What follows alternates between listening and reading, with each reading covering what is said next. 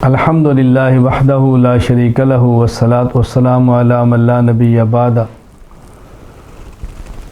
تمام مسلمان بزرگوں، بھائیوں، بیٹوں کو یہ میری طرف سے بطور خاص پیغام ہے۔ عید الاضحیٰ کو نمبر 1 عید کی نماز کا اہتمام کریں۔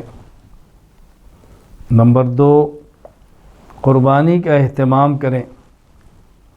نمبر 3 قربانی کا گوشت غرباء اور مساکین تک پہنچانے کا اہتمام کریں۔ نمبر 4 دعاؤں کا اہتمام کریں۔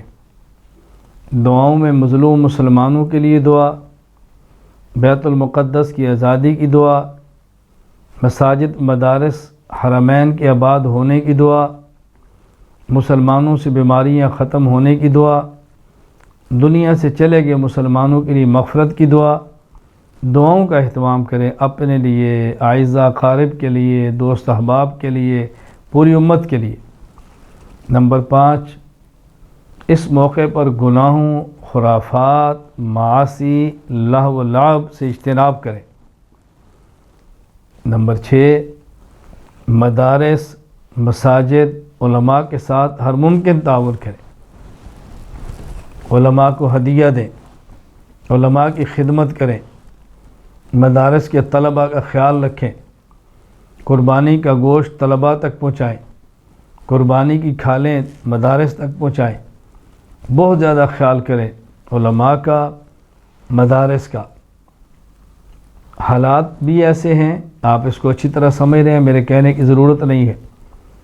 ہر موقع پر ہم نے علماء کے ساتھ بطور خاص کھڑا ہونا ہے، علماء کا مالی تعاون کرنا ہے، علماء کی امداد کرنی ہے، علماء کو ہدایہ دینے ہیں، علماء کو پاؤں پہ کھڑا کرنا ہے تاکہ وہ کھل کر دین کی خدمت کریں۔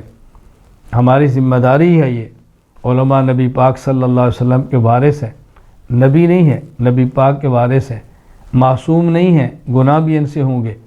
ان کے گناہوں کو کمزوریاں نہ دیکھیں، ان کی دینی خدمات کو دیکھیں۔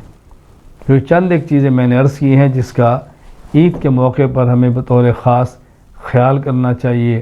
اللہ تعالیٰ مسلمانوں کی مدد فرمائے، بیماروں کی صحت عطا فرمائے، مقروضوں کے قرض ادا فرمائے، بے روزگاروں کو اچھا روزگار عطا فرما دے، جن کے روزگار اس میں برکت عطا فرما دے، اولاد کو والدین کی آنکھوں کی ٹھنڈک بنا دے، والدین کا اولاد کے سر پہ سایہ قائم رکھے، اللہ تعالیٰ بری خبروں سے محفوظ رکھے، مساجد مدارس کو آباد فرما دے، حرمین کی رونقیں برقرار رکھیں، حرمین